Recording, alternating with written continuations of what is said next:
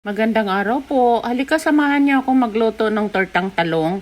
Ang talong ay binalatan muna, paghiwa-hiwain, tanggalan ng mga sira at hugasan. Pagkatapos ay ating isalang sa steamer. Habang hinihintay nating lumambot ang talong ay mag-prepare na tayo ng mga sangkap na ihahalo. Batihin ang dalawang itlog sa bowl. Haluan ng asin, pamintang durog, bawang, sibuyas, kamatis at kunting seasoning.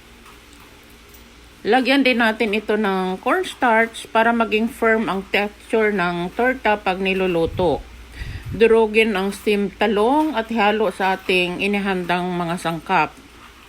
Iprito sa kumukulong mantika, ang apoy ay dapat nasa medium heat lang para di masunog agad ang coating. Pagluto na ay hanguin at ilagay muna sa paper towel para ma-absorb ang excess oil. At ayan, serve natin with ketchup.